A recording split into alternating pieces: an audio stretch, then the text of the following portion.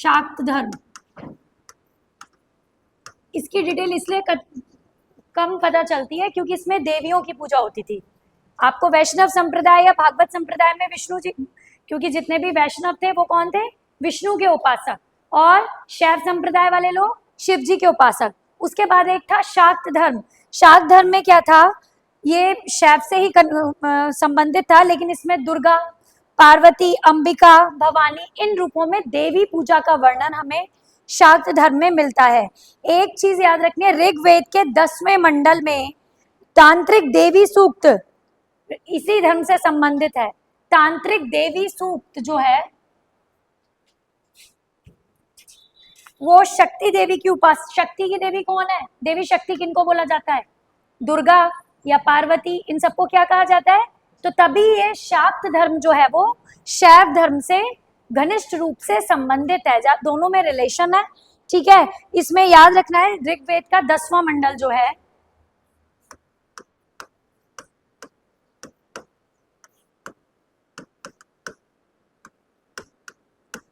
दसवां मंडल, उसमें है तांत्रिक देवी सूक्त।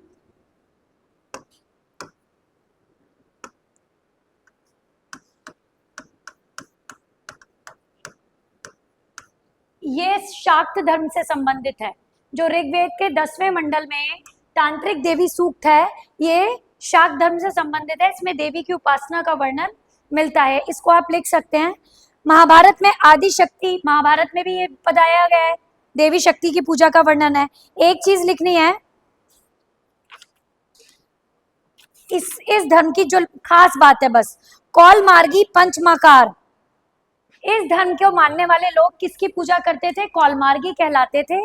नाम लिख देंगे या वही भेज देंगे। मध्य, मास, मत्स्य, मुद्रा, इनकी उपासना करते थे। 5 चीजें हैं, पांचों के नाम आपको प्रोवाइड करा दिए जाएंगे कि इन 5 चीजों को पूजा के रूप में शाक्त धर्म के लोग पूछते थे। ज्यादा डिटेल इसके बारे में दी नहीं गई है। इसके बाद हम आ जाते हैं महाजनपदास पे। ठीक है, क्योंकि आज का हमारा टॉपिक है पोस्ट मॉडर्न। क्या है, हाँ मैं नोट्स का वो भेज दूंगी। कौलमार्गी कहते हैं अद्वैतवाद को, तो इस धर्म को मानने वाले कौलमार्गी कहलाते थे। ये बात लिखनी है, पता नहीं होता है मोस्टली। शैव धर्म के बाद एक और धर्म था, कौलमार्गी मतलब होता है अद्वैतवाद। आपने इसको ऐसे सुना होगा, द्वैतवाद, अद्वैतवाद, ये सुना है ना। द्वैतवाद के समर्थक कौन थे, तो ये कौलमार्गी माने जाते हैं, यानी कि अद्वैतवाद को मानने वाले कहलाते हैं। 2 वर्ग हैं इसके। और दूसरा तुम्हें याद रखना है कि मध्य, मांस, मत्स्य मतलब किसको कहते हैं, मछली, मुद्रा, इन सब की उपासना ये लोग करते थे। ठीक है, इसका मैं पीडीएफ ही भेजूंगी, पांचों के नाम अभी मत लिखो। महाजनपद काल, क्योंकि इसमें डिटेल नहीं दी हुई है, विद डिटेल जाना है। महाजनपद काल कौन सा वाला होगा, पहले बताओ महाजनपद कितने थे, हमें पोस्ट मॉडर्न पीरियड भी पढ़ना है। महाजनपदास कितने थे, नाम बता सकते हो,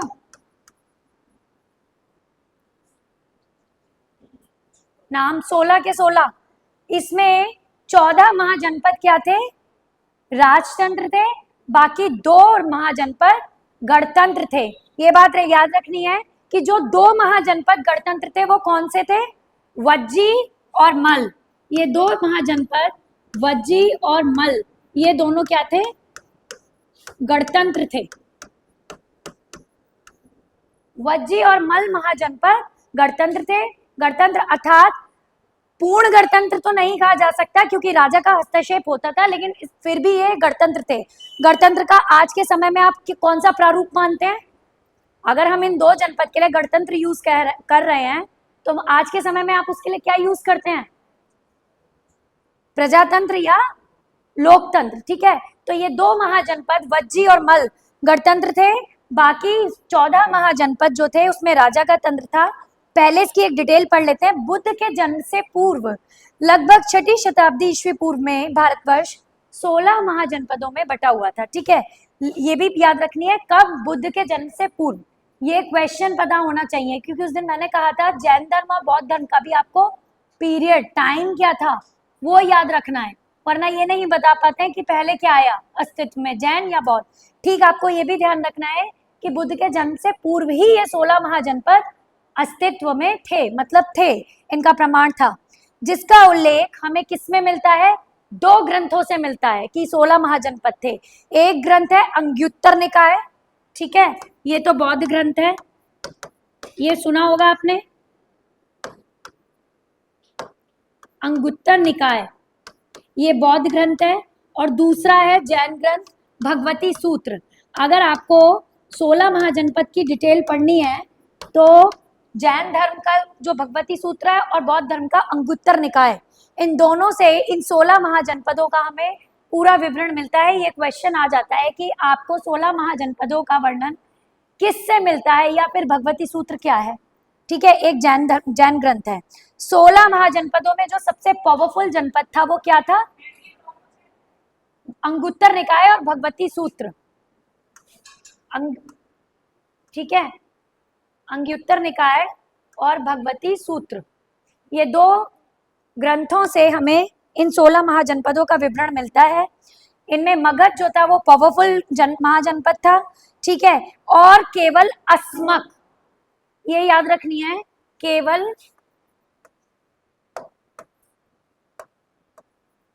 अस्मक महाजनपद से क्वेश्चंस काफी एग्जाम में रिपीट होते हैं, लेकिन ये पता होना चाहिए कि आपने महाजनपद को केवल चार्ट में नहीं पढ़ा, आपने 16 महाजनपद पढ़ लिए और 16 महाजनपद की कैपिटल पढ़ ली।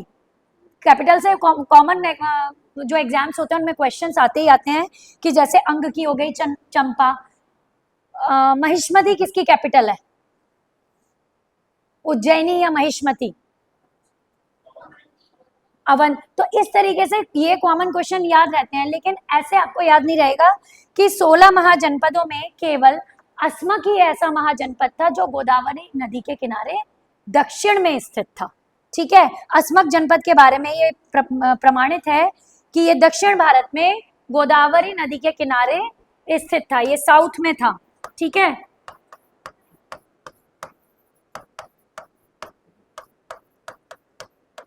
गोदावरी नदी के किनारे, ठीक है, ये डिटेल याद रखना है इसका। दूसरी चीज, नदियों का एक चार्ट फिर भी याद कर लेना, उस दिन भी बोला था उद्गम स्थल और अरेबियन सी में या फिर बे ऑफ बंगाल, बंगाल की खाड़ी में या अरब सागर में, दोनों में से किस में गिरती हैं, और उनका उद्गम स्थल ये बहुत आ जाता है, ठीक है, कि कहाँ से उनका उद्गम होता है। कुछ के समय एक चीज, बुद्ध जो थे, बुद्ध कालीन 4 शक्ति, अब ये पता होना चाहिए जब बुद्ध आ गए, 16 महाजनपद पहले से अस्तित्व में थे, तो उनमें से ये याद रखना है कि जो बुद्ध काल तक आते आते 4 महाजनपद यानी कि 4 राजतंत्र, गणतंत्र नहीं तो इसका मतलब बज्जी और मल तो नहीं हो सकते, 4 गणतंत्र जो कि थे कौशल, मगध, वत्स और अवंती, ये सबसे ज्यादा शक्तिशाली थे। कौशल, मगध, वत्स और अवंती, ये कौशल, मगध, ये पूछा जा सकता है कि बुद्ध, ये बात प्रमाणित भी है, 4 महाजनपद जो बुद्ध के काल में सबसे ज्यादा प्रमाणित थे वो क्या थे? कौशल, मगध, वत्स और अवंती, ये 4 महाजनपदों का वर्चस्व था महात्मा बुद्ध के काल में। और गंधार तथा कंबोज जो थे उन्हें चारता शस्त्रोप जीवनी ही कहा जाता है। एक वर्ड है, किन 2 महाजनपदों को चारता शस्त्रोप जीविना कहा जाता है? चारता शस्त्रोप यानी कि क्षत्रियों को, यहाँ पर रहने वाले 2 महाजनपद ऐसे थे जहां रहने वाले क्षत्रिय वर्ग के लोगों को क्या कहा जाता था? चारता शस्त्रोप जीवनी ही। ये टिपिकल संस्कृत वर्ड आ जाते हैं, चारता शस्त्रोप, क्षत्रिय थे क्योंकि, तो इनको चारता शस्त्रोप जीवनी ही बोला जाता था।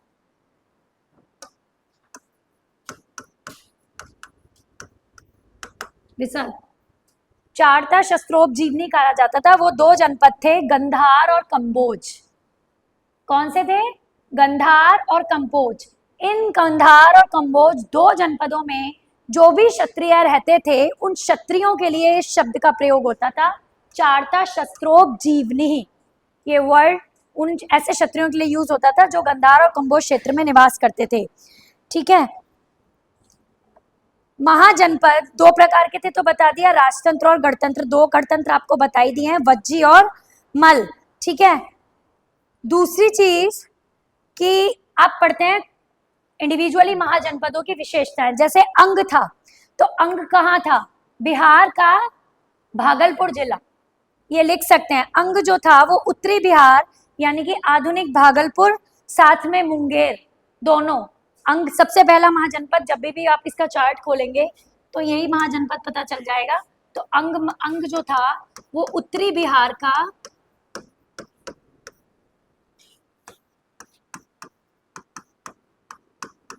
भागलपुर और मुंगेर,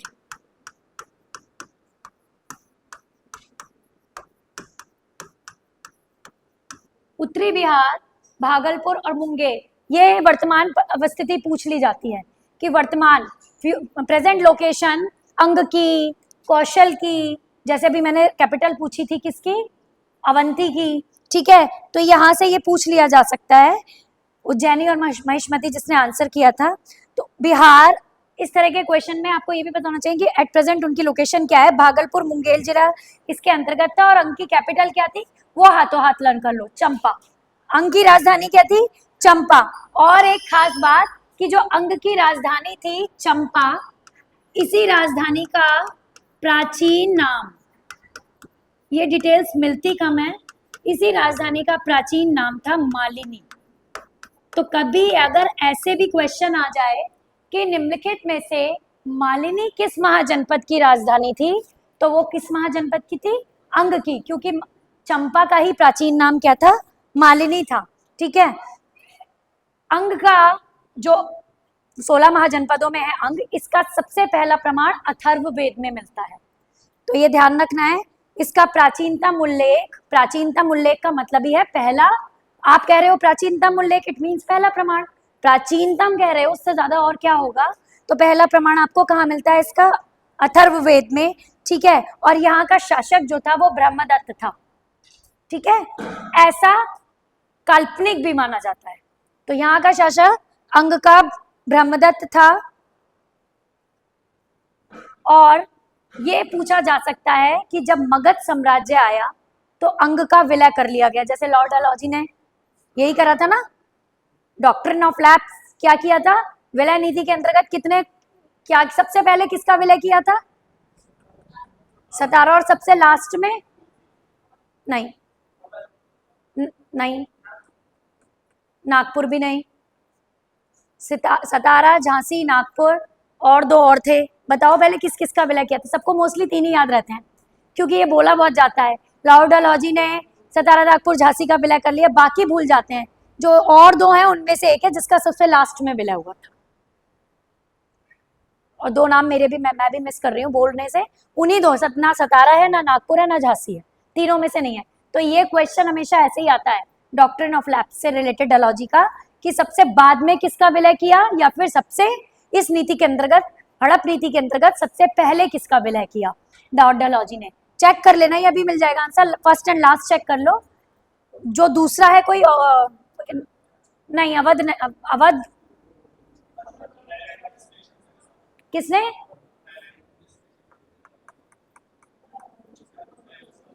चलो ये चेक करके बताएंगे। तो ऐसे ही इन महाजनपदों का भी विलय हुआ था। तो अंग का जो विलय हुआ था वो मगध साम्राज्य में बिंबिसार ने किया था, जो कि हर्यंग वंश का संस्थापक था। ठीक है, बिंबिसार ने अंग का विलय, और जो और आएंगे उनका बिंबिसार ने नहीं किया था, इसलिए ये शासक याद रहने चाहिए। बिंबिसार ने मगध साम्राज्य में अंग को मिला लिया था। ठीक है, और एक चीज ध्यान रखनी है, इस नगर के निर्माण का जो वास्तुकार था, एक क्वेश्चन फिर दे रही हूं, जितने भी ताजमहल का वास्तुकार, इसका कुतुब, सबके वास्तुकार याद कर लो, कब किस कौन सा वास्तुकार पूछने नहीं कह सकते। तो इस नगर का जो वास्तुकार था वो था महागोविंद, ये याद कर लो, सिंपल है, लिखना जरूरी है, महागोविंद। ठीक है, अंग नगर का जो वास्तुकार था वो था महागोविंद।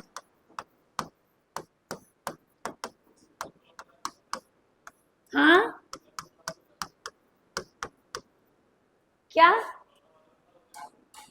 उदयपुर था, और एक और, 4 राज्यों का विलय किया था। चलो इसका आंसर अभी देके ही जाऊंगी आज, ठीक है। तो वास्तुकार याद कर लेना अंग का। उसके बाद आता है सेकंड, काशी। काशी कहाँ है? काशी का बनारस, ठीक है। और जितने भी निकटवर्ती क्षेत्र हैं, ये याद रखना है कि उस समय जो काशी था वो वरुणा और 80 नदियों के बीच में था, ठीक है। तो दोनों नदियों के नाम याद रखने हैं। वरुणा, काशी में जो वाराणसी थी, काशी नगर, बनारस का जो वाराणसी, पहले अभी तुम बनारस कह रहे हो, वाराणसी जो है वो इसकी काशी, पूरे महाजनपद का जितना भी एरिया था, वाराणसी उसकी राजधानी थी। और वाराणसी की लोकेशन क्या थी? वरुणा और 80 नदियां, इन दोनों के मध्य स्थित था। तो ये दोनों नदियां ध्यान रखनी है, वरुणा और 80 नदियों के मध्य में स्थित था। एक चीज और, बनारस का भी जो नामकरण हुआ था, जो बनारस नाम रखा गया था, वो वहां के एक राजा थे बानर, उनके नाम पर रखा गया था। बानर से बनारस का नाम क्या पड़ा? बनारस पड़ा। ये नहीं, बानर सिंपल है, जो बनारस में वर्ड आ रहा है वही है बानर, ठीक है। बनारस का नामकरण जो हुआ वो किसके नाम पर हुआ? वहां के राजा बानर के नाम पर। और यहाँ का शासक भी, काशी का शासक भी ब्रह्मदत्त को ही माना जाता है, इसीलिए क्योंकि अंग और काशी दोनों का शासक ब्रह्मदत्त को माना जाता है, तो इसलिए थोड़ा सा काल्पनिक प्रतीत भी होता है, क्योंकि इसके प्रमाण, ये प्रमाणित नहीं है, ठीक है। ऐसा अनुमान के आधार पर लिखा गया है, ठीक है। एक चीज और, यहाँ पर काशी में ये प्रमाण है कि जो 6ठी शताब्दी, 7वीं, बल्कि 7वीं शताब्दी ईस्वी पूर्व से ही जनजीवन के प्रमाण मिले हैं। काशी इस बात के लिए प्रमाणित है, वरना ऐसा सुनने में नहीं आता था कि हर जगह इतना जीवन था। लेकिन सिंधु घाटी सभ्यता के बाद ऐसा माना जाता है 7वीं शताब्दी ईस्वी पूर्व काशी वाले एरिया में जीवन था, यानी कि लोगों के रहने के प्रमाण 7वीं शताब्दी ईस्वी पूर्व से मिले हैं, ठीक है। और एक चीज कि सबसे ज्यादा काशी का, अभी हम काशी की बात कर रहे हैं, अंग की नहीं कर रहे, काशी जो है उसका मतभेद किस महाजनपद के साथ सबसे ज्यादा होता था? संप्रभुता को लेकर, कौशल के साथ। काशी का और कौशल का आपस में वर्चस्व की लड़ाई के लिए क्या होता रहता था? संघर्ष होता रहता था। तो ये याद रखना है, काशी और कौशल, ये दोनों राज्य है, ये दोनों महाजनपद लड़ते रहते थे सिर्फ अपने वर्चस्व के लिए। और इसका भी विलय करा गया, और इसका विलय किया बिंबिसार के पुत्र ने, अर्थात अजातशत्रु ने। मगध में इसका विलय काशी का किसने किया? अजातशत्रु ने। फिर आ जाओ कौशल। कौशल की डिटेल ये कहती है, कौशल कहाँ है? एट प्रेजेंट लोकेशन है फैजाबाद, ठीक है, अयोध्या, ठीक है। बट उत्तर प्रदेश में वर्तमान फैजाबाद जो है, थोड़ा सा उत्तरी नेपाल भी है उसमें, ठीक है। पांचाल, पश्चिम में पांचाल आ गया, पूर्व में गंडक नदी आ, ये भी ध्यान रखना है कि नदियों की लोकेशन भी पूछी जा सकती है। जैसे आपने वो सुना है, मैंने रोम का भी बोला था कि ये रोमन एम्पायर जो था, दजला और फरात नदियां, बहुत सुना होगा जिसने भी 11th की हिस्ट्री पढ़ी होगी, तो उसमें पूछ लिया जाता है कि फरात पश्चिम में थी, पूर्व में, या पश्चिम में थी। तो जैसे फरात नदी पूर्व में थी, दजला नदी पश्चिम में थी, तो नदियों की सिटी के अकॉर्डिंग लोकेशन पूछ ली जाती है, ये ध्यान रखना है। ग्रेट डिप्रेशन का क्वेश्चन बहुत आता है। आर्थिक मंदी हुई थी, उसका साल हर किसी भी कंपटीशन में रिपीट हो जाता है, 1929 आर्थिक मंदी, जो हिटलर, फिर उसके बाद क्या हुआ, उसका टाइम आया तो वो सब देखा ना। तो 1929 में पहले ग्रेट डिप्रेशन झेल चुका था वर्ल्ड, उसके बाद ये सब हुआ। और ग्रेट डिप्रेशन था क्या? आर्थिक मंदी को मेंस में पूछा जा सकता है कि डिफाइन करो। इस तरह के इको के वर्ड्स आपको आ सकते हैं। आगे, कौशल में उत्तर प्रदेश का फैजाबाद जिला हो गया, और ये साउथ में सई नदी, ये लिख देते हैं इसकी लोकेशन।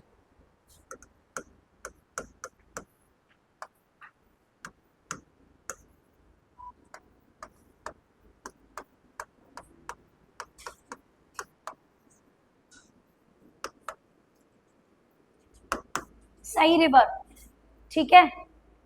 साउथ में क्या था इसके? सई रिवर। इस हिसाब से देख लेना आप। वेस्ट में पांचाल था इसके किसके? कौशल के। ये हम इंडियन मैप नहीं बता रहे हैं। पश्चिम में इसके पांचाल था, सई नदी जो कि सरयू है, तब अब नाम पड़ा है उसका, ठीक है। पूर्व में गंडक, आपको पूर्व में ईस्ट में क्या लेना है, गंडक, ईस्ट में लेनी है गंडक, गंडक हो गई, और उत्तर में इसके नेपाल हो गया।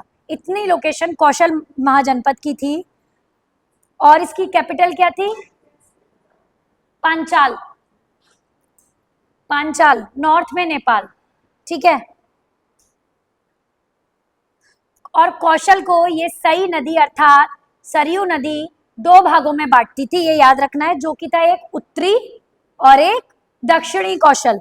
ये याद रखना है कि उत्तरी कौशल की राजधानी, जब भी आप पढ़ोगे तो कौशल की दो राजधानियां लिखी हुई हैं, एक श्रावस्ती और एक अयोध्या। तो जो उत्तरी कौशल था उसकी राजधानी श्रावस्ती थी, और दक्षिणी कौशल की राजधानी अयोध्या थी, ठीक है। और जो राजधानी श्रावस्ती थी उसके जिले लिख सकते हो आप, जैसे ये कौशल है तो इसको दो पार्ट्स में कौन बांट रही है, सई नदी। ये साउथ में थी लेकिन इससे बाहर भी सीमा पर जा रहा था, तो वो जिस तरीके से भी आ रही हो, ठीक है, थी तो साउथ में, वो जैसे भी आ रही हो, सई नदी इसको टू पार्ट्स में बांटती थी। और उत्तरी कौशल वो जो था उसकी कैपिटल श्रावस्ती थी, दक्षिणी कौशल की जो कैपिटल थी वो अयोध्या थी, और श्रावस्ती का जो अब वर्तमान जिला है वो पूछा जा सकता है, तो उसको लिख लो गोंडा और बहराइच, ठीक है। जो वर्तमान जिला है उसमें आएगा श्रावस्ती। श्रावस्ती जो है, जो उसका प्रेजेंट एरिया है वो है बहराइच और गोंडा, बहराइच और गोंडा, ये दोनों एरियाज जो हैं वही श्रावस्ती है। उत्तर प्रदेश, सब उत्तर प्रदेश है। बहराइच गोंडा कहाँ है, बहराइच किसी चीज के लिए फेमस, बहराइच की अच्छा, सबसे उत्तरी जिला बताओ, उत्तरी डिस्ट्रिक्ट उत्तर प्रदेश का, हाँ, कितने लोग कह रहे हैं सहारनपुर है, सहारनपुर ही है, ठीक है। तो आपको ये याद रहने चाहिए, सहारनपुर और दक्षिणी, पूर्वी और पश्चिमी, उत्तरी दक्षिणी पूर्वी, इनको भी याद कर लेना, ये पूछ लेते हैं। बाकी 75 जिले तो सबको पता होता है, इसमें ऐसा कोई खास नहीं है। जो ज्यादा घूमकर क्वेश्चन और अलग जा सकता है उसको ध्यान रखना, ठीक है, या नेपाल की सीमा से सबसे नियरेस्ट, जैसे कि एक क्वेश्चन मैं आज बोल रही हूँ और उसको सर्च भी कर लेना। इसको तो आप एक्सपेक्ट ही नहीं कर सकते कि इतनी भी तैयारी होगी, कि अगर आपको केरल से कोट्टम से कहाँ जाना है, कोल्लम से कोट्टम जाना है आई थिंक, तो आपको कितने स्टेट्स को क्रॉस करना पड़ेगा, या ये पता, तो रूट्स तक पूछ लेते हैं, और ये आईएएस का ही क्वेश्चन है। तो आपको पहले तो ये पता हो कि कोट्टम कहाँ है, फिर आपको ये पता हो कि कोल्लम कहाँ है, ठीक है, तो फिर आपको ये पता हो कि किस जो बस रूट है वो कौन सा है, तब आप ये मतलब करेक्ट आंसर कर पाओगे।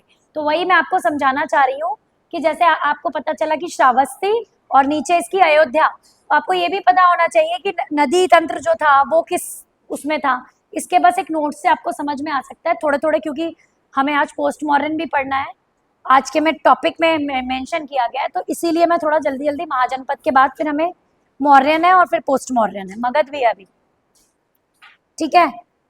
वज्जी, तो ये क्या कहा, इसे भी, कौशल को भी अजात शत्रु ने ही मगध साम्राज्य में मिला लिया था, ठीक है, ये ध्यान रखना है, कौशल को भी अजात शत्रु ने मगध साम्राज्य में मिला लिया था। और एक चीज, जो कुशावती नाम सुना है वो अयोध्या वाले एरिया के लिए ही सुना है।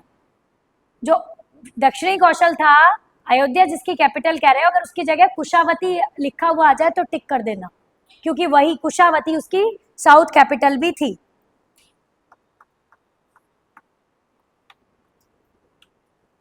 वज्जी के लिए लिख लो, इसमें 8 कुल थे, और इनकी राजधानी क्या थी वज्जियों की, वज्जी महाजनपद की राजधानी विधेय और मिथिला इसकी राजधानी थी। इसमें भी 2 चीजें हैं वज्जी संघ में, एक तो लिच्छवी थे, ठीक है, तो जो जो मैंने 8 कुल बताए, वो 8 कुल में से 4 महत्वपूर्ण थे, विदेह, लिच्छवी, कात्रिक और व्रज्जी। वज्जी महाजनपद में टोटल 8 कुल थे, कुल। उन कुलों में 4 कुल महत्वपूर्ण थे, जिनमें थे लिच्छवी, व्रज्जी, ठीक है, विदेह और कात्रिक। तो जहां विदेह रहते थे वहां वाली कैपिटल बन गई विदेह, और जहां लिच्छवी रहते थे वहां की कैपिटल बन गई वैशाली। ठीक है, जहां लिच्छवी रहते थे वहां की कैपिटल, मैं इसके जिसको थोड़ा भी लग रहा हो, डाउट हो रहा हो कि हम लिखने में कुछ कम कर रहे हैं, तो वो नोट से मैच कर लेना, ठीक है, उसमें प्रॉब्लम नहीं आएगी। उस दिन नहीं डाला था मैं, फिर आज डाल दूंगी, थी नहीं यहाँ पर। एक चीज और, वैशाली, कौन सी वैशाली की बात हो रही है? मैंने गौतम बुद्ध के पढ़ाते समय कुछ वैशाली बताया था, जब उनका सीक्वेंस बता रही थी कि यहाँ गए थे, फिर वहां गए थे, फिर आम्रपाली की कोई डिटेल बताई थी। तो जब गौतम बुद्ध स्वयं वैशाली गए थे, और आम्रपाली कौन थी वहां की? नगर वधु, साथ ही बहुत फेमस डांसर भी थी, नर्तकी भी थी वहां की। तो आम्रपाली जो थी इसी वैशाली में, जो कि वज्जी संघ में लिच्छवियों की कैपिटल थी, बता दिया ना, वज्जी संघ में 8 कुल थे, उसमें से लिच्छवियों के कुल की कैपिटल वैशाली थी, और विदेह वाले कुल की कैपिटल विदेह थी, और बाकी इन्हीं में विभाजित हो गए थे 6। 3 विदेह के साथ चले गए थे, 3 वज्जी लिच्छवियों के साथ चले गए थे। तो आम्रपाली को बौद्ध धर्म में इसी वैशाली में महात्मा बुद्ध ने दीक्षित किया था।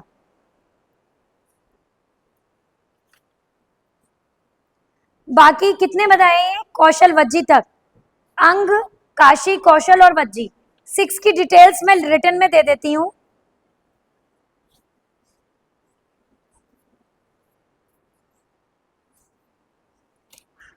टाइम क्या हो रहा है? क्लास मेरी 2:45 तक है।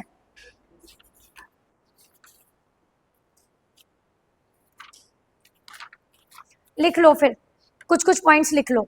मल्ल, मल्ल जो जनपद था उसका प्रेजेंट क्षेत्र क्या है? देवरिया, ठीक है, और गोरखपुर।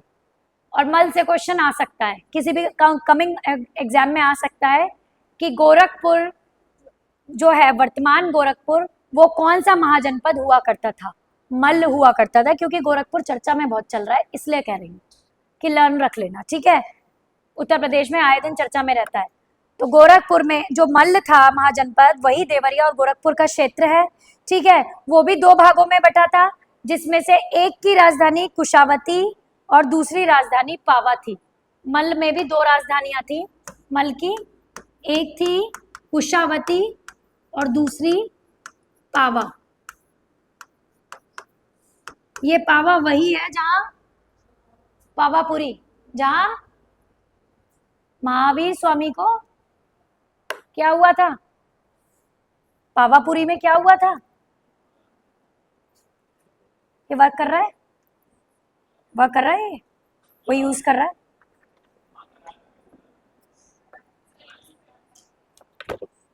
अच्छा, ज्यादा तेज आवाज इससे आती है? मेरी आवाज नहीं आ रही क्या पीछे तक? मल, कुशावती, ठीक है। तो 2 कैपिटल्स थी, कुशावती और पावापुरी। कुशीनगर में, कुशावती ही कुशीनगर है जिसमें महात्मा बुद्ध को निर्वाण प्राप्त हुआ था। लगा हुआ तो मल उसी से एरिया है। गोरखपुर, अगर इधर से गोरखपुर उत्तर प्रदेश में जाओगे ऐसे है, तो गोरखपुर कहाँ पड़ेगा? गोरखपुर कहाँ पड़ेगा? इस एरिया में या यहाँ? बताओ कहाँ पड़ेगा गोरखपुर? गोरखपुर और कुशीनगर, कुशीनगर नेपाल से भी बहुत पास में है, पता है ये बात? तो एरिया पास में है, पर महाजनपद थे तो उनका बॉर्डर एरिया था, तो बस वो आसपास हो गए। लेकिन कुशीनगर किस में आएगा आपका? मल्ल जनपद में, ठीक है, वो वाला नहीं है, ठीक है। और अयोध्या आएगा ऊपर, तो ऐसे नहीं मानना है उसको। अयोध्या बिल्कुल अलग है और ये अलग है।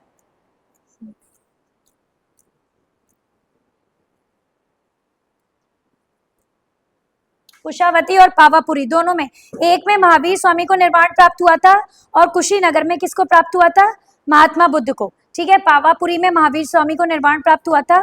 और एक चीज ध्यान है यहाँ पर कि जो मल्ल साम्राज्य को मिलाया गया था, यही 16 महाजनपद में एक ऐसा महाजनपद था जो धीरे धीरे खुद ही अपनी स्थिति में कमजोर होता चला गया, जिसका कोई प्रमाण नहीं है कि किसी ने इस पर कब्जा किया। तो ये फिर मगध, क्योंकि अपने आप यहाँ अच्छा शासन नहीं था, कुछ नहीं था, तो खुद ही इसको मगध साम्राज्य का अंग बना लिया गया। इसको कैप्चर करने में बहुत ज्यादा संघर्ष नहीं करना पड़ा मल्ल को। इसके बाद आता है चेदी। चेदी की कैपिटल 16 महाजनपद की लर्न होनी चाहिए, सोथीवती, ठीक है, या उसको कहीं कहीं शक्तिवती भी लिखा होता है, दोनों ध्यान रखना। चेदी की सोथीवती भी है और शक्तिवती भी है। बुंदेलखंड का सारा एरिया ही चेदी है, तो इसके प्रेजेंट लोकेशन याद रखना। मैप जो है यूपी का मैप, उसमें मैं ये 16 महाजनपद, मतलब यूपी क्या, ये जितने भी महाजनपद का मैप है इसमें दिया हुआ है, मैं आज भेज दूंगी इसको, और इसमें लोकेशन क्लियर है। लेकिन इसमें जैसे इसमें मल्ल लिखा है, अयोध्या, महाजनपद भी लिखे हैं और उनका वर्तमान एरिया भी लिखा है, और कोई डिटेल होगी तो उसको मैं हैंड रिटन वाला भेज दूंगी आपको, ठीक है, जो हैंडमेड नोट्स हैं उनको भेज देंगे, तो आपको प्रॉब्लम नहीं आएगी लर्न करने में। जो डिटेल आप लिख रहे हो कॉपी में वो वैसे भी याद हो जाएगी।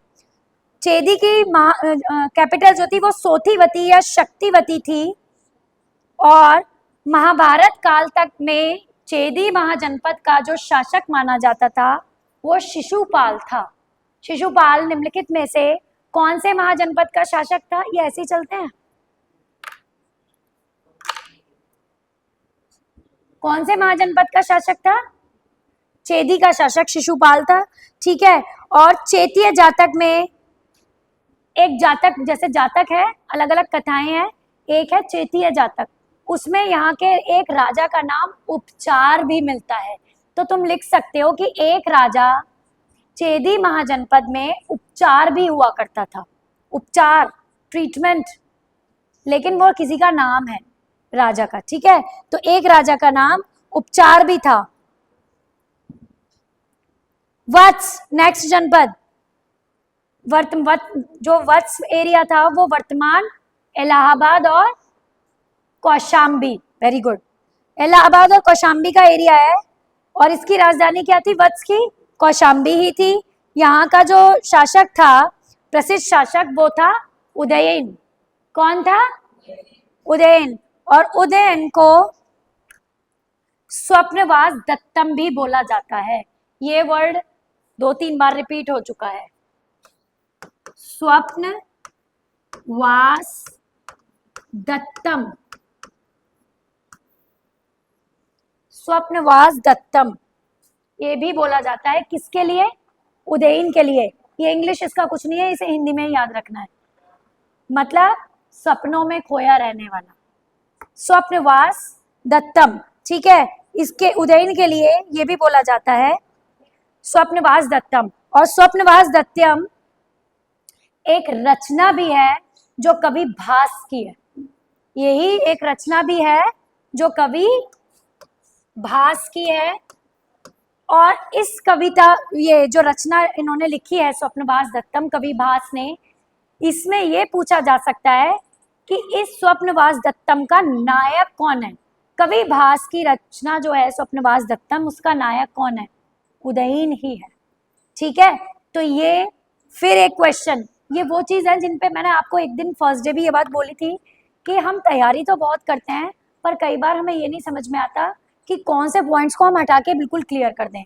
जैसे मैंने तुम्हें आज बताया कि रिवर्स की लोकेशन तो करनी है, एक क्वेश्चन और बताया था अभी थोड़ी देर पहले, ऐसे ही नायक पूछ लिए जाते हैं कि निम्नलिखित रचना में, रघुवंशम में, कालिदास की रघुवंशम में, कालिदास की किरातार्जुनीयम में, ठीक है, इनके नायक कौन है? अभिज्ञान शाकुंतलम में शकुंतला है अगर, या जो भी है, तो वो डिटेल नारी नायिका पूछ ली जाती है या नायक पूछ लिए जाते हैं। तो आप बहुत ज्यादा नहीं कर सकते, तो कोशिश करो कि जब आप इस तरह के हिस्ट्री या इस तरह के टॉपिक से थोड़ा बोर हो तो कोई एक स्टोरी उठा के बैठ जाएगा, कि जैसे आपने, मैंने सोचा आज हमें कोई भी एक स्टोरी पढ़नी है, अब वो चाहे, अब हो सकता इंस्टाग्राम नहीं, हो सकता है बहुत सारे लोग मेंस में, कोई भी ऐसा बच्चा है यहाँ जो मेंस में इंग्लिश मान के चल रहा है कि इंग्लिश रखेगा, English as a subject, literature mains के सब्जेक्ट में आपको वही तो ग्रामर में नहीं होता, यस, मेंस में लिटरेचर, हिंदी लिटरेचर लेते हैं, जैसे मोस्टली हिस्ट्री लेते हैं, तो मेंस का कोई भी बच्चा है ऐसे जिसने इंग्लिश लिटरेचर चूज किया हो, हिंदी लिटरेचर? कोई ऐसा जो सोच रहा हो कि मैं प्री निकालता हूं तो मैं हिंदी लिटरेचर लूंगा?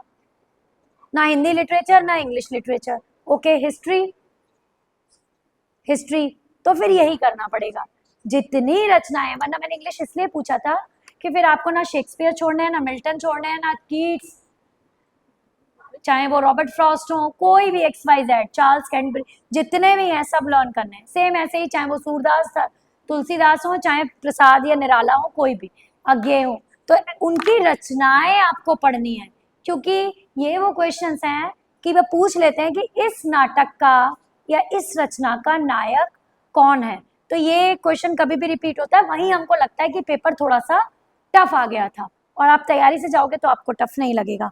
तो एक हेडिंग बना लो एक पेपर पे कि मुझे नायक लर्न करने रचनाओं के, ज्यादा इससे ज्यादा नहीं पूछते, बहुत ज्यादा इससे ज्यादा। शेक्सपियर आ गया तो ये पूछ लिया जाता कि कितने प्लेज लिखे हैं शेक्सपियर ने, कितने प्लेज लिखे हैं?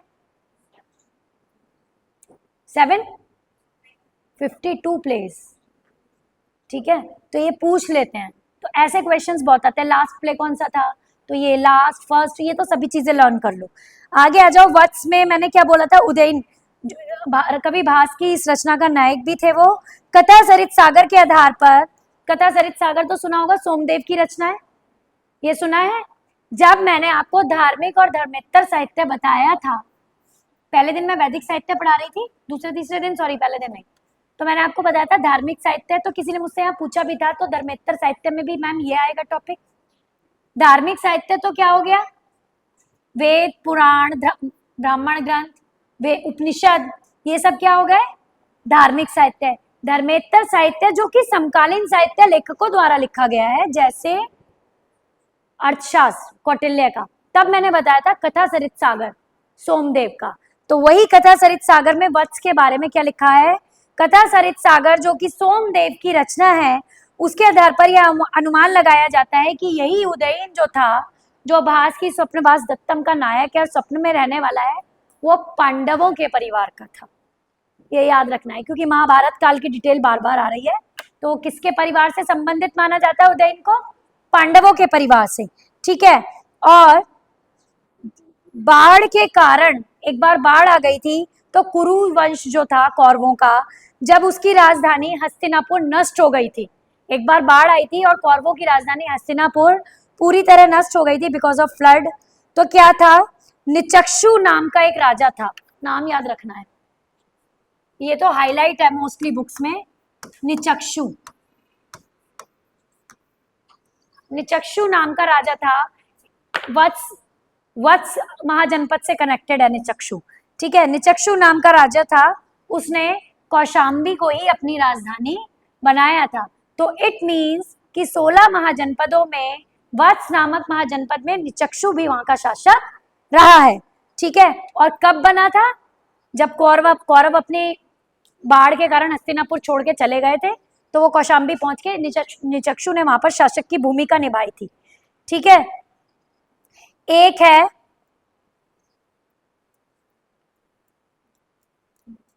कुरु, नेक्स्ट महाजनपद लिख लो, कुरु महाजनपद बताओ, ये तो इजीली पता होना चाहिए सबको, वर्तमान क्षेत्र,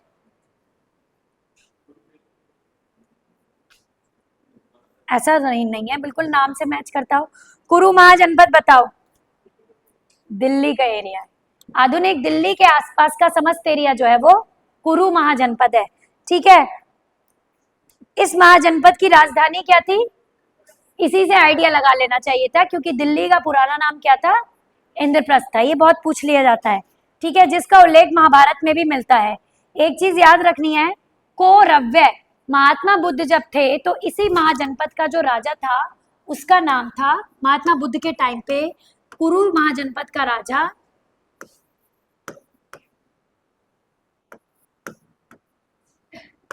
कुरु महाजनपद का राजा महात्मा बुद्ध के टाइम पे कौरव्य था, ठीक है। कौरव्य महात्मा बुद्ध के समय यहाँ का राजा था, ठीक है। लेकिन इस महाजनपद के बारे में एक बहुत फेमस चीज जो है, जो टफ है, याद रखना है कि पहले ये राजतंत्र था, ठीक है। जितने भी राजतंत्र और गणतंत्र के बारे में बताया है, तो पहले ये राजतंत्र था, बाद में कुरु जो है वो गणतंत्र बन गया, ठीक है, यहाँ पर कुरु, बाकी नहीं तो क्लियर लिखा है 14 राजतंत्र 2 गणतंत्र, पूछा जाता है ये, लेकिन उन्हीं 14 राजतंत्रों में कुरु भी था। बाद में आकर यहाँ पर क्या बना, गणतंत्र की स्थापना हुई। पांचाल, पंचाल कौन सा है, पंचाल रोहेलखंड, बरेली, बदायूं, मेरठ, ठीक है, फर्रुखाबाद जिले मिलाकर पांचाल महाजनपद बनाते हैं। ठीक है, एक चीज जो है गंगा नदी, वो पांचाल को भी, जैसे सई नदी या सरयू नदी, किसको, कौन से वाले को, कौन से माह, कौशल महाजनपद को 2 भागों में बांटती है, उत्तरी और, ऐसे ही कौन सी, गंगा नदी भी पांचाल जनपद को 2 भागों में बांटती है। उत्तरी पांचाल की राजधानी थी अहिच्छत्र और दक्षिणी पांचाल की राजधानी थी कामपिल्य, ये याद रखना है। उत्तरी कौन सा जनपद, उत्तरी पांचाल और दक्षिणी पांचाल,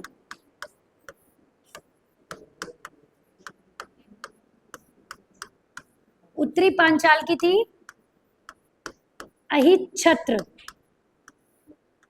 और इसकी थी कामपिल्य। दक्षिणी पांचाल की राजधानी कामपिल्य थी। उत्तर दक्षिणी राजधानी सीधे सीधे पूछी जाएगी तो बता दोगे, लेकिन ये क्वेश्चन आते ही ऐसे हैं कि निम्नलिखित में से कौन सी राजधानी या निम्नलिखित में से उत्तरी पांचाल की राजधानी क्या थी। आपको ये क्वेश्चन लर्न होगा कि मैंने पांचाल की राजधानियां अहिच्छत्र और कामपिल्य पढ़ी हुई हैं, but at the same time आप हो सकता है ये भूल जाओ कि उत्तरी कौन सी थी और दक्षिणी कौन सी थी। तो मैंने उस दिन भी बताया अपनी ट्रिक्स खुद बनाओ, सो दैट आपको ये याद रहे कि मेरे को कामपिल्य को साउथ से कैसे कनेक्ट करना है और अहिच्छत्र को, छत्र ऊपर होता है ऐसे कनेक्ट कर लो, नॉर्थ ऊपर, whatever you want to do with your tricks. हाँ ठीक है, अहिच्छत्र थी तो छत्र हमेशा ऊपर लगता है, तो ऐसे करके क्लियर अपने आप को कर सकते हो, but tricks will help you. ठीक है, मत्स्य वर्तमान में जितना भी जयपुर का क्षेत्र है, थोड़ा सा हम कहाँ बढ़ गए, महाजनपदास है ना ये, तो जयपुर राजस्थान की, जयपुर का सीमावर्ती क्षेत्र जितना भी है वो इसके अंतर्गत आता है, और इसकी राजधानी मत्स्य की क्या थी, विराटनगर। ठीक है, राजधानी विराटनगर की स्थापना यहाँ के राजा विराट ने की थी, इसीलिए उसका नाम विराटनगर पड़ा। और दूसरी बात, कालांतर तक आते आते सारे ये लोग, ये सब 16 महाजनपद किस में मिल गए थे, किसमें इनका विलय हो गया था, मगध साम्राज्य में। नेक्स्ट आ जाओ शूरसेन, शूरसेन कौन सा क्षेत्र है, मथुरा। ठीक है, मथुरा भी आ सकता है, मैंने एक मल्ल बोला था और एक मथुरा, मल्ल कौन सा बोला था मैंने, मल्ल जनपद का वर्तमान एरिया, शूरसेन की मथुरा थी, इसकी कैपिटल जो थी, ठीक है, मथुरा वाला एरिया ही था यहाँ पर। और बुद्ध के समय यहाँ का राजा अवंती पुत्र था। ज्यादातर बुद्ध के जीवन से कनेक्टेड ही 16 महाजनपद के क्वेश्चंस आ भी सकते हैं कि 16 महाजनपदों में बुद्ध के समय किस महाजनपद का राजा अवंती पुत्र था, किसका, शूरसेन महाजनपद का राजा अवंती पुत्र था। ठीक है, कितने स्टूडेंट्स ने आप में से फॉर्म्स भरे हुए हैं, अभी सब ग्रेजुएट हो चुके हो, ग्रेजुएशन का भरोगे दोबारा, कितने स्टूडेंट्स ग्रेजुएट हो चुके हैं, फाइनल रिजल्ट इतने सर, तो आपने कोई भी फॉर्म नहीं भरे हैं अभी, लाइक जैसे निकलते ही रहते हैं जिसके लिए ग्रेजुएशन मांगा है। अगर आप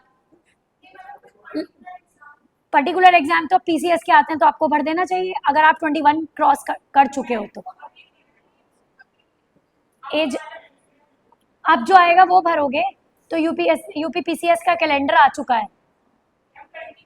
ठीक है, जिसमें से कि पीसीएस तक के फॉर्म्स भरे जा चुके हैं, 12 अक्टूबर को एग्जाम, उसके बाद के कुछ एग्जाम्स न्यू, हाँ 12 अक्टूबर को है, उसके बाद के कुछ न्यू आ रहे हैं, तो उनको भर देना, क्योंकि उससे आपको ये पता चले क्या हुआ, डर, हाँ नहीं ये तो है, आप हो सकता है आप में से मोस्टली स्टूडेंट्स ग्रेजुएट हो बट 21 के नहीं हुए होंगे। ठीक है, हाँ तो ऐसे ऐसे बहुत सारे, मेरे बहुत सारे स्टूडेंट्स ऐसे हैं जो पूरा ग्रेजुएशन कर चुके हैं और तैयारी के लेवल पे बहुत अच्छे हैं, बट 21 क्या 19 भी नहीं पहुंच रहे हैं अभी, तो वो 2 साल की और प्रिपरेशन मांग रहे हैं।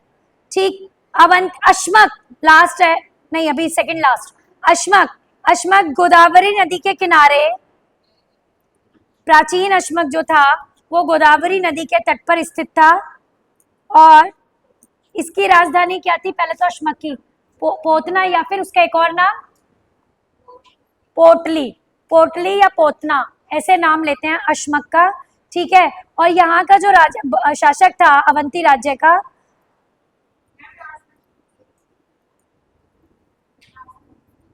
पोटली या पोतन, पोतना भी बोलते हैं, पोटली पोतना लिख सकते हो, पोटली और पोतना।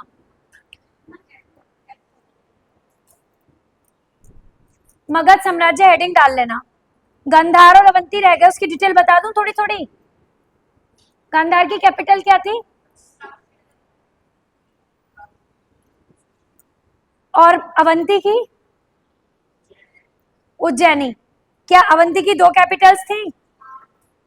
इसमें भी अवंती और वो रह गया है गांधार, वो भी लिख लो। अवंती जो था महाजनपद, उसके वो भी 2 भागों में विभाजित था, उत्तरी अवंती और दक्षिणी अवंती, जिसमें से कि उत्तरी अवंती की राजधानी उज्जैनी थी। उत्तरी और उज्जैनी ऊ साउंड कर लेना, और दक्षिणी अवंती की राजधानी महिष्मती थी। ठीक है, बौद्ध ग्रंथ है महाजातक।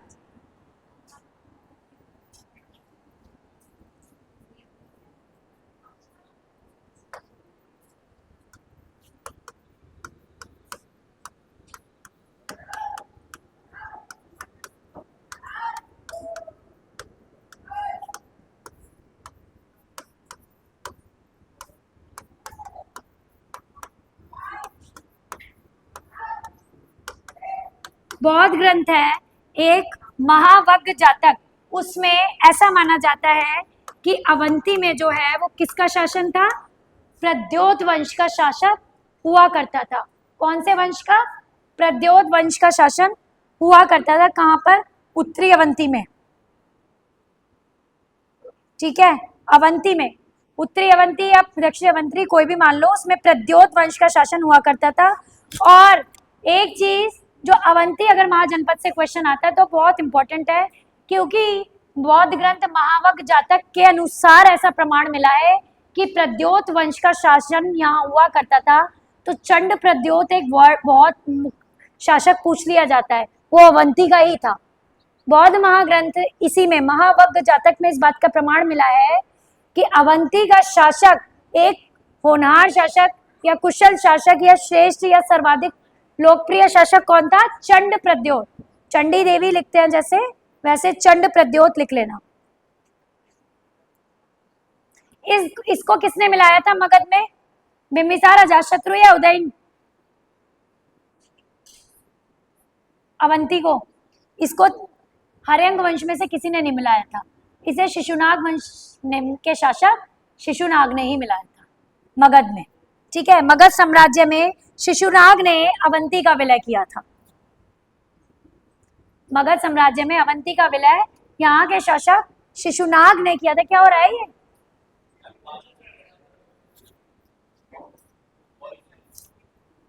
गांधार, गांधार तो सबको पता होगा। गांधार वर्तमान पाकिस्तान का कौन सा क्षेत्र? रावलपिंडी। ठीक है, एवं पेशावर दोनों, रावलपिंडी और पेशावर दोनों इसके क्षेत्र थे। और उसकी राजधानी गांधार की तक्षशिला या हाटक कहा जाता है थी। कौटिल्य ने कंबोज को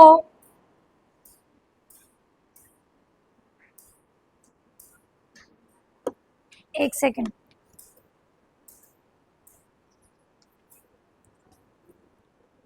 अब आ जाओ कंबोज। गांधार का इतना ही डिटेल है, फिर आ जाए कंबोज। कौटिल्य जो थे, जो जिनका नाम चाणक्य भी था, उन्होंने कंबोज के लिए ये यूज किया है कि जहां श्रेष्ठ घोड़े मिलते थे, श्रेष्ठ घोड़ों के लिए कंबोज को विख्यात कहा है कौटिल्य ने। अपनी अर्थशास्त्र में इसके प्रमाण है। उनकी किताब उनके ग्रंथ अर्थशास्त्र में इसके प्रमाण मिले हैं। अर्थशास्त्र का प्रथम ग्रंथ भारतीय अर्थशास्त्र कह लो, वो सब किस पे आधारित है? कौटिल्य के अर्थशास्त्र पर ही आधारित है। इस बात के प्रमाण मिलते हैं कि कंबोज घोड़ों के लिए विख्यात था। और साहित्यिक स्रोत जितने भी हैं, चाहे वो ब्राह्मण ग्रंथ हो, वेद हो, उन साहित्यिक स्रोतों में यहाँ के दो प्रमुख राजा थे। एक तो थे चंद्रवर्मन कंबोज के, चंद्रवर्मन तुम लोग लिख रहे हो इसलिए मैं बार बार बोल रही हूँ, और दूसरा है सुदक्षिण। ये याद रहना है, चंद्रवर्मन और सुदक्षिण। चंद्रवर्मन और सुदक्षिण ये दोनों कंबोज के राजा थे। चंद्रवर्मन और सुदक्षिण ये दोनों, ऐसा साहित्यिक स्रोतों में प्रमाण मिलता है कि दोनों ही राजा कंबोज के थे। ऐसे दो राजाओं का उल्लेख हुआ है। तक कंबोज की थोड़ा सा गोरखपुर से ऊपर का एरिया और इधर नेपाल से नीचे का एरिया जितना भी है, जिला मैं बता दूंगी इसका, ठीक है। और दूसरा कंबोज का तुम्हें ये याद रखना है कि एक और बताया था कि राजतंत्र था, बाद में गणतंत्र बना। कौन सा था वो जो राजतंत्र था और बाद में गणतंत्र बना? कौन सा था बोलो? कुरु पहले, सेम ऐसे कंबोज भी, कुरु और कंबोज ये भी पहले राजतंत्र था। तो टोटल गणतंत्र राजतंत्र कितने रह गए दो के और गणतंत्र बनने के बाद? 16 में से राजतंत्र की संख्या कितनी रह गई? 12। बस अब एक बार बताओ, इन 16 महाजनपदों में से कौन से महाजनपद से द्रौपदी का संबंध था? पांचाल से। मगध साम्राज्य, नेक्स्ट डाल लो मगध साम्राज्य। मगध साम्राज्य में पहला हो गया हर्यंक वंश, ठीक है। हर्यंक वंश का आपको वो याद रखना है, 545 से 412 ईस्वी या ईस्वी पूर्व?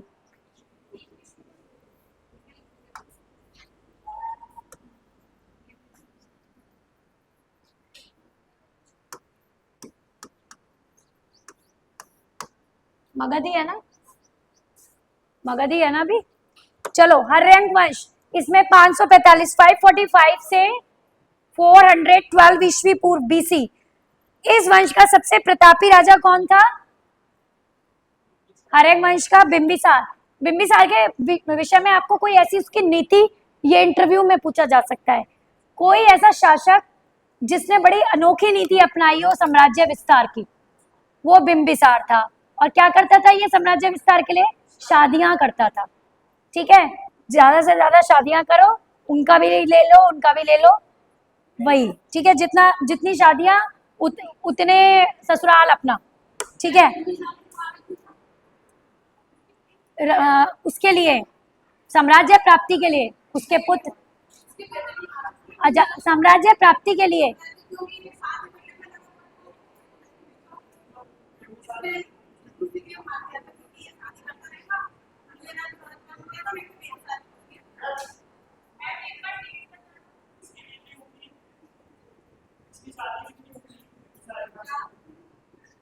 वैसे तो कहा जाता है इसने बहुत शादियां की थी, उसका कोई रिकॉर्ड नहीं है।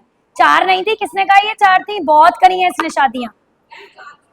नहीं, जैसे चेलन्ना थी, अभी इसकी शादियां तो कई हजार शादियां भी मिलती हैं, सौयों शादियों का विवरण है इसकी, प्रमाणित नहीं है। देखते हैं अभी, रुको,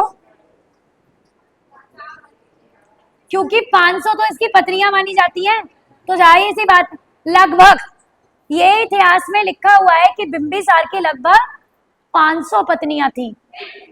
तो 500 दिन तो इसने शादी में लगा दिए, तो साम्राज्य किया क्या होगा? और शादी ये तो नहीं है कि अभी डिसाइड की और अभी शादी हो गई, पहले डिसीजन लिया होगा फिर शादी। तो इसने 500 डेज, तो ये माना जाता है बिंबिसार के विषय में कि इसकी जो नीति थी साम्राज्य विस्तार की, इसने विवाह बंधन सर्वोपरि रखा। पढ़ाई की तरह पढ़ लो, साम्राज्य विस्तार नीति के लिए इसने विवाह बंधन को सर्वोपरि रखा, ठीक है। इसने गिरिव्रज, किसको? गिरिव्रज को अपनी राजधानी बनाया। पहला शासक हो गया, पहला वंश हो गया मगध का हर्यंक वंश।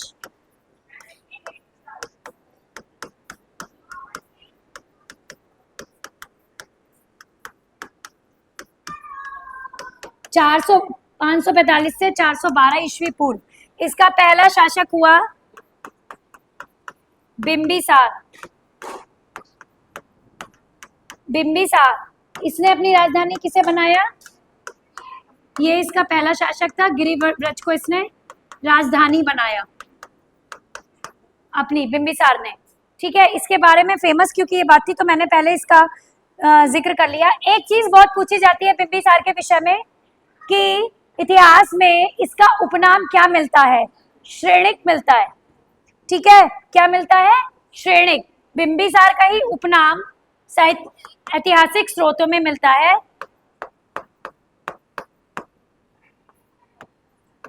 श्रेणिक। उपनाम श्रेणिक है। हर्यंक वंश कुल के लोग किस वंश की उपशाखा माने जाते हैं, नाग वंश की। एक वंश था नागवंश, नागवंश की उपशाखा, एक पूरी शाखा मान लो नागवंश है, उसी की एक शाखा, उसी के परिवार कुल से थे।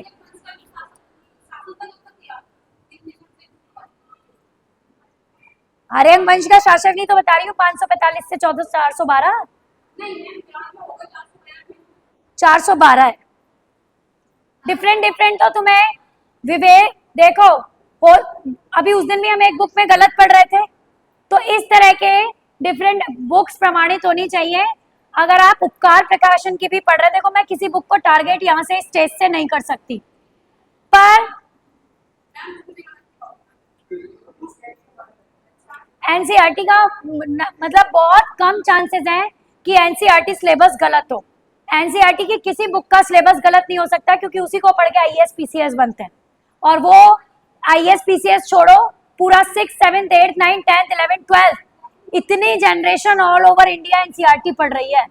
जितना बच्चा इंडिया में 11th क्लास में होगा, 12th में होगा, सीबीएसई बोर्ड में अगर एनसीईआरटी बुक लग रही है तो वो बच्चों को गलत नहीं पढ़ा सकते। तो एनसीईआरटी बुक्स को तो आप गलत नहीं कह सकते। अदरवाइज जहां तहां की बुक ले लोगे तो थोड़ा बहुत डेट्स में आगे पीछे हो सकता है, लेकिन 412 ईस्वी है। वैसे भी मैंने उस दिन भी बताया था, मैं आपको यूनिक पब्लिकेशन इलाहाबाद से पढ़ा रही हूँ, तो दो ही बुक को मैं मानती हूँ, या तो यूनिक पब्लिकेशन दिल्ली या यूनिक पब्लिकेशन इलाहाबाद। वो बुक्स में मैटर गलत होना आसान नहीं है क्योंकि उसमें पूरी डिटेल, किसी ने मांगा भी था तो मैंने फोटो भी भेजा था, उसमें पूरी डिटेल पूछी जाती है। उसमें ये लिखा गया है कि इसको बहुत ध्यान से प्रिंट किया गया है, तो उसमें गलत होने की तो संभावना नहीं है। नागवंश की उपशाखा के थे, ठीक है। और बिंबिसार ने कौशल और वैशाली जैसे महाजनपदों से वैवाहिक संबंध स्थापित किए, कौशल से भी और वैशाली से भी। उसकी जो पहली पत्नी थी कौशल देवी, कौन थी, कौशल देवी, वो कौशल राजकुमार प्रसेनजित की बहन थी, ठीक है। बिंबिसार की पहली पत्नी कौशल देवी कौशल राजकुमार प्रसेनजित की बहन थी। इनको मैं जैसे पढ़ा रही हूँ और उसके बाद मैं फोटो भेजती हूँ, तो मैं नहीं मानती कि इसका बहुत ज्यादा रिवीजन करने की जरूरत पड़ेगी। बहुत ही कुछ अलग होंगे, जैसे अभी वो मैंने एक वर्ड लिखा था, कौन सा वर्ड था वो, थोड़ा सा टफ आ गया था, वाता शास्त्रोपि जीवनी। तो इस तरह के वर्ड्स आपको रिवीजन मांग सकते हैं, अदरवाइज सीधा सीधा सिलेबस मैं नहीं मानती कि ये भूलोगे कि पहली पत्नी कौशल देवी थी और प्रसेनजित की बहन थी कौशल नरेश, ठीक है। उससे उसे क्या प्राप्त हुआ, आप पूछो इससे क्या प्राप्त हुआ, कौशल नरेश नहीं, काशी नरेश प्रसेनजित की बहन थी, उससे उसे क्या प्राप्त हुआ, काशी प्राप्त हुआ। इस वैवाहिक संबंध को स्थापित करने से उसे काशी का सारा एरिया मिल गया, एक साम्राज्य विस्तार हुआ, ठीक है। उसके बाद उसकी दूसरी पत्नी थी चेलन्ना, नाम से ही पता चल रहा होगा नॉर्थ इंडियन या साउथ इंडियन। चेलन्ना वो वैशाली के लिच्छवी कुल में राजा चेटक की बहन थी। कौन थी, वैशाली, वैशाली के कुल में बताए थे ना, विधे लिच्छवी सब थे, तो वैशाली में जो लिच्छवी कुल था उसके राजा थे चेटक, उनकी बहन थी चेलन्ना, ये उसकी कौन थी, दूसरी पत्नी थी। इसके बाद बहुत शादियां हुई, ठीक है। इसके पश्चात उसने मद्र देश था कुरु महाजनपद के समीप, कुरु महाजनपद के समीप एक मद्र देश था, उसकी मद्र देश की राजधानी थी शेमा। मद्र देश की राजधानी कौन थी, वो राजकुमारी शेमा।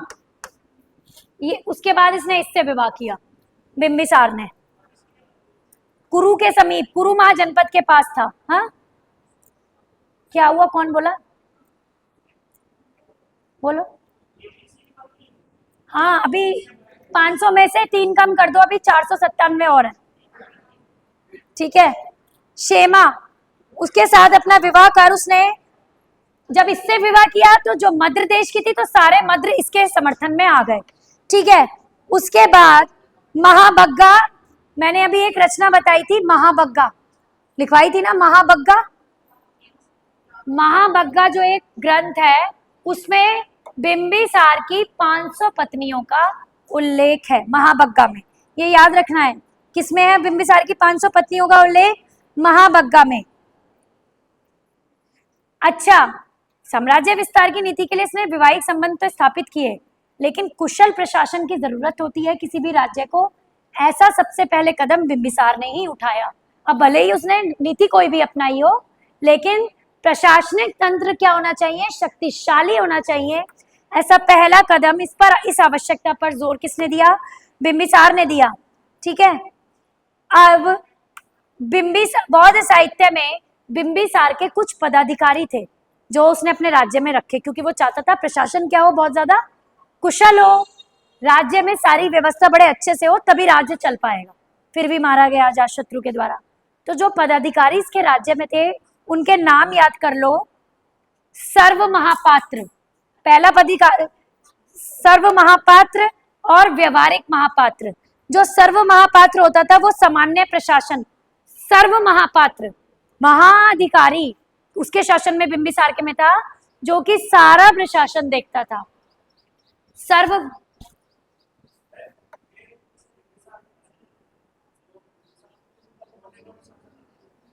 क्या? हर्यंग, वो बिंदुसार है, वो बिंदुसार है, ये क्लियर रखना। ये बिंबिसार हर्यंग वंश के हैं और बिंदुसार हैं। जो चंद्रगुप्त मौर्य के पुत्र थे वो बिंदुसार है, अशोक के पिता बिंदुसार। हाँ,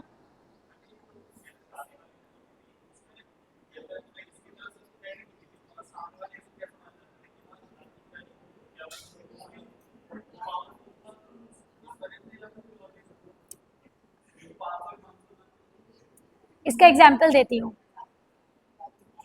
लेकिन किस तरीके से। सपोज अभी यहाँ कोई है, ठीक है, कोई भी नरेश है या कुछ भी है, जो जिस इच्छा से ये जा रहा है, हो सकता है उसी इच्छा से वो विवाह कर रहे हो कि हम किसी एरिया के या किसी राज्य के राजा से वैवाहिक संबंध स्थापित कर रहे हैं।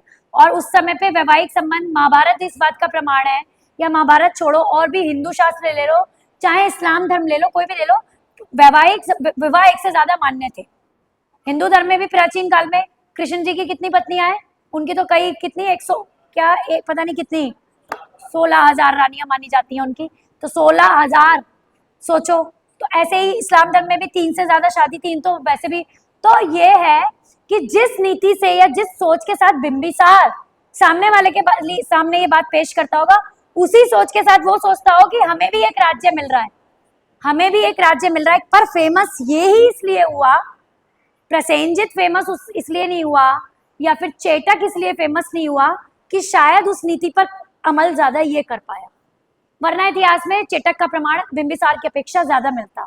हमें ये पता चल रहा है कि बिंबिसार ने इस नीति का प्रतिपादन किया साम्राज्य विस्तार के लिए, तो सामने वाला बेवकूफ था कि वो क्यों कर लेता था। पर हो सकता है सामने वाला भी इसलिए कर रहा हो कि मेरे हिस्से हर्यंग वंश पूरा हमारे साथ मिल जाएगा, ठीक है। लेकिन जिसकी प्रशासनिक व्यवस्था, जिसका इतिहास ज्यादा प्रबल रहा होगा, वो इतिहास में फेमस हो गया।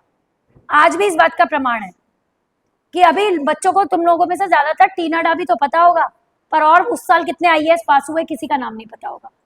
तो ये समाज की डिमांड होती है। फर्स्ट याद रख लेता है बहुत से बहुत, सेकंड थर्ड याद रख लेता है, अब 1000 निकलेंगे तो कोई याद नहीं रखता, है ना। तो ये है। अभी प्रधानमंत्री की पूरी लिस्ट सुन लीजिए और आ जाता है। आपको सबको पता होगा प्रथम प्रधानमंत्री जवाहरलाल नेहरू थे, सबको पता होगा प्रथम राष्ट्रपति डॉक्टर राजेंद्र प्रसाद थे। लेकिन अब सीक्वेंस बताओ जरा, कौन किस बच्चे को पूरे का पूरा चार्ट याद है, पूरे सीक्वेंस में प्रधानमंत्री, सारे एक के बाद एक सीक्वेंस में। अब सुनो सच्चाई, सीक्वेंस तो छोड़ो, एक आध का खा भी जाओगे राम, भूल जाओगे इन द सेंस। ऐसा हो सकता है ना, शायद किसी एक प्रधानमंत्री को भूल ही जाओ, ये याद ही ना आए कि ये प्रधानमंत्री भी रहे हैं। तो ये वजह हो सकती है कि इतिहास उसको ज्यादा याद रखता है जिसने किसी भी योजना को ज्यादा प्रबल रूप में या अपने आप को ज्यादा अच्छे से प्रेजेंट किया हो, है ना। तो ये क्वेश्चन बहुत अच्छा था कि दूसरे कैसे इसके झांसे में आ जाते थे। उन्होंने विद्रोह क्यों नहीं करा, दिमाग में ये बात भी है। और ये पूछा जा सकता है आपसे, ये क्वेश्चन एक ऐसे पूछा गया जैसे कि आपसे इंटरव्यू में पूछा जा सकता है, लेकिन आपको ये बताना है कि हो सकता है सामने वाला भी इसी नीति से कर रहा हो, पर वो क्योंकि ज्यादा अच्छी नीति लागू कर पाया इसलिए वो इतिहास में फेमस हो गया। दूसरी चीज है, तो इसके एक तो सर्व महापात्र बताया था, सामान्य जो प्रशासन उसके चल रहा है बिंबिसार के राज्य में, वो कौन सा पदाधिकारी देखता था, जिसका नाम था सर्व महापात्र। क्या नाम था? सर्व महापात्र, ठीक है। और दूसरा पदाधिकारी था व्यवहारिक महामात्र। व्यवहारिक, ये तो महापात्र था और वो महामात्र था, सर्व महापात्र। दूसरा था व्यवहारिक महामात्र, वो प्रधान न्यायिक अधिकारी होता था, जैसे आज भी है। एडमिनिस्ट्रेशन अलग है हमारा और जुडिशरी अलग है, तो समझ लो ये उसके बिंबिसार के शासन का एडमिनिस्ट्रेशन ऑफिसर था, एडमिनिस्ट्रेशन ये है, और दूसरा क्या बताया? व्यवहारिक महामात्र, वो उसका जुडिशरी सिस्टम देख, ठीक है, ये ध्यान, न्यायिक व्यवस्था वो देखता था, ठीक है। अब लास्ट तीसरी हमारी कौन सी पावर है? एक जुडिशरी हो गई, एक एडमिनिस्ट्रेशन हो गया, तो कोई तीसरी है? हाँ, तो ये जितने भी फोर्स हैं ये किस में आएंगी? आर्मी हो गई, फोर्स हो गई, ये एडमिनिस्ट्रेशन तो अलग हो गया, ऑफिसर्स जितना भी एडमिनिस्ट्रेशन, और आपका जुडिशरी अलग हो गई। क्या तुम फोर्स को इन दोनों में ले सकते हो? सेना को अलग है, ये थर्ड में अलग आ गई ना, बिल्कुल। तो तीसरा अधिकारी इसका था सेना नायक महामात्र। क्या था? सेना नायक महामात्र, लिखवाने की बजाय बोल दे रही हूँ। तो ये सेना का प्रधान अधिकारी होता था। तो बिंबिसार ने ये माना कि राज्य में कुशल प्रशासनिक व्यवस्था होनी चाहिए, इसलिए 3 पदों की नियुक्ति करी, ये याद रखना है। सर्व महापात्र, अब ये ऐसे नहीं आएगा, ये आया तो ये ऐसे ही पूछा जाएगा कि सेना का पदाधिकारी कौन कौन होता था, तो वो तो साफ पता चल रहा है नाम से, सेना नायक महामात्र। अगर ये पूछ लिया कि व्यवहारिक महापात्र या सर्व महापात्र, इन दोनों में से कौन सा जुडिशरी का था, तो ये याद रखना है आपको, सर्व व्यवहारिक था या सर्व महापात्र? न्यायिक व्यवस्था का व्यवहारिक, ठीक है, ये याद रखना है।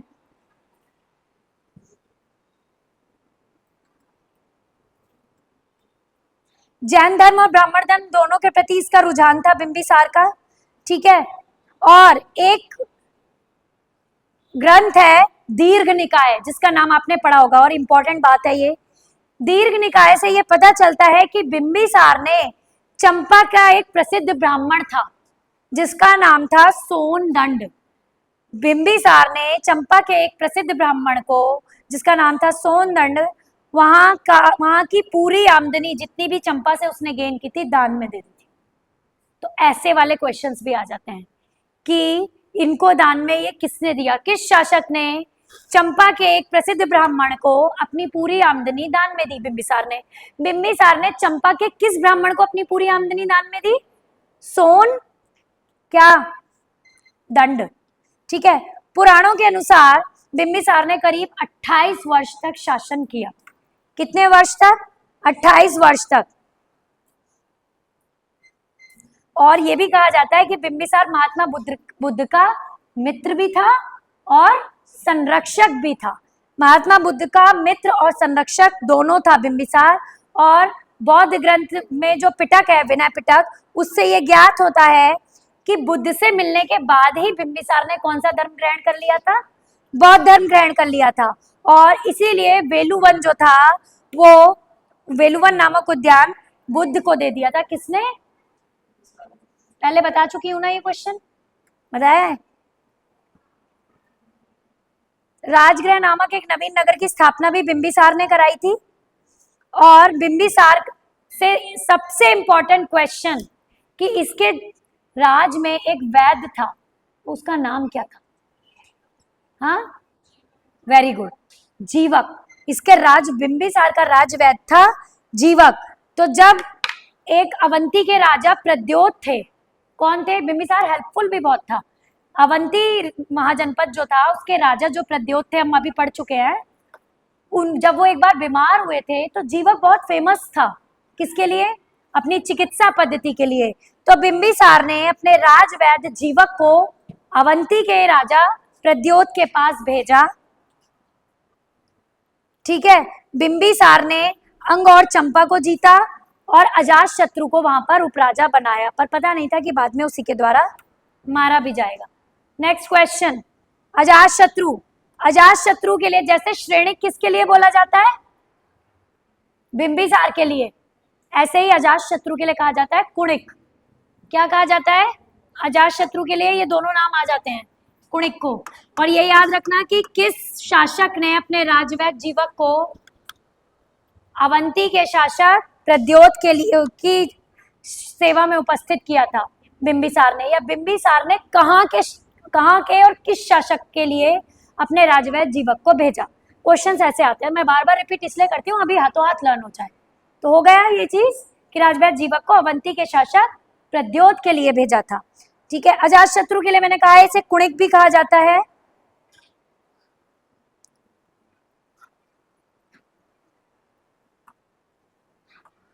अजात शत्रु जिसे कुणिक भी कहा जाता है, उसने अपने पिता की हत्या की थी, उसके बाद ही से मगध सिंहासन प्राप्त हुआ था। इसके दो मंत्री थे, सुनीद और वत्सकार। ये याद रखना है, बिंबिसार के दो मंत्री थे, सुनीद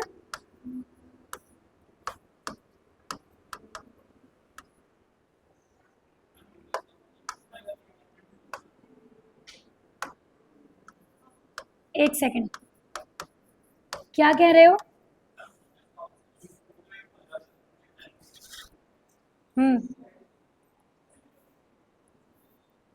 सुनीत और वत्सकार द्वारा,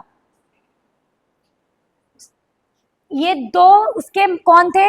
मंत्री थे। इन दोनों ने एक काम ये किया था कि जो अजात शत्रु शुरू हो चुका है, अजात शत्रु के मंत्री थे सुनीद और वत्सकार। इन दोनों ने ही एक काम ये किया था कि जो वैशाली के लिच्छवी लोग थे, वैशाली के लिच्छवियों में इन दोनों मंत्रियों ने फूट डाल दी। और इन दोनों मंत्रियों ने फूट डाली, इस कारण ही वज्जी संघ पूरा का पूरा बिंबिसार अजात शत्रु जीत पाया था। अजात शत्रु ने वज्जी और क्योंकि वज्जी की राजधानी क्या थी? वज्जी की 16 महाजनपद में वज्जी का मैंने लिखवाया नहीं लिखवाया है? लिखवाया है। विदेह और मिथिला थी, बताई थी। तो इसने वहां के लिच्छवियों में, किसके लिच्छवियों में? वैशाली के लिच्छवियों में फूट डाल दी, जिसका प्रभाव मिथिला तक और यहाँ तक फैला। तो इसी वजह से पूरा वज्जी किसके अधीन आ गया? अजात शत्रु के अधीन आ चुका था। और अपने शासन के, जब ये पूछा जाता है किसके शासन काल में बुद्ध को निर्वाण प्राप्त हुआ था? बुद्ध की अजात शत्रु के शासन के 8वें वर्ष। क्वेश्चन ही ऐसे पूछा जाएगा, तो ये याद रखना है, अजात शत्रु के शासन के 8वें वर्ष महात्मा बुद्ध को निर्वाण प्राप्त हुआ था। ठीक है, और दो तरह के हथियारों का बिंबिसार किसी भी तरह के युद्ध में प्रयोग करता था। एक तो रथ मूसलों, एक तो हथियार था रथ मूसलों और महाशिला कंटक। रथ मूसल और दूसरा था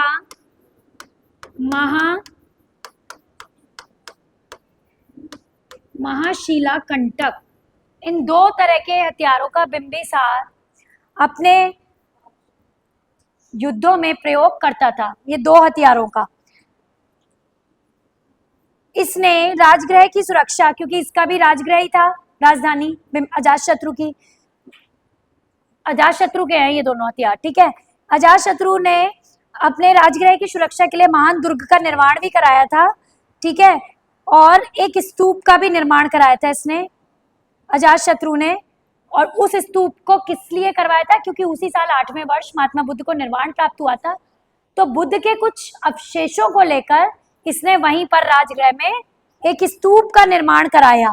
इसके शासन काल में ही, जो अभी पूछ रहे थे, राजगृह में 483 ईस्वी पूर्व प्रथम बौद्ध संगति हुई थी। उस दिन पढ़ाए थे ना, एके अजात शत्रु, कालाशोक, अशोक और कनिष्क। तो एके याद रखना है। ठीक है, उस दिन भी पूछा था तुमने, मैं बताया था।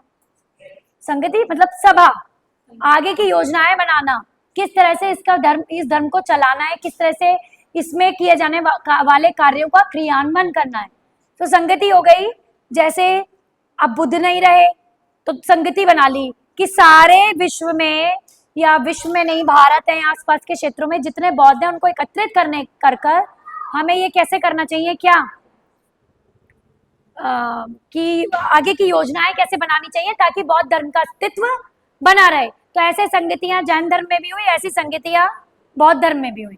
4 संगतियां बौद्ध धर्म में हुई और जैन धर्म में 2 हुई थी। तो बौद्ध धर्म की पहली संगति किसके शासन काल में हुई थी? अजातशत्रु के शासन काल में। कब हुई थी ये पूछ लिया जाता है, 483 ईस्वी पूर्व।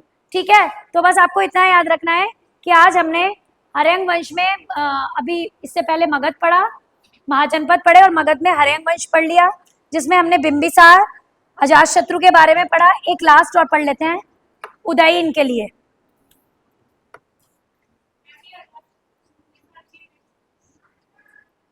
क्या चीज? बिंबिसार के पुत्र था। ठीक है, और इसने 32 वर्ष तक शासन किया। बिंबिसार ने 28 और इसने 32। ठीक है,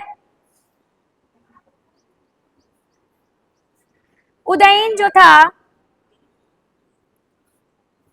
उदयीन ने अपनी राजधानी राजगृह को नहीं बनाया, बल्कि किसे बनाया?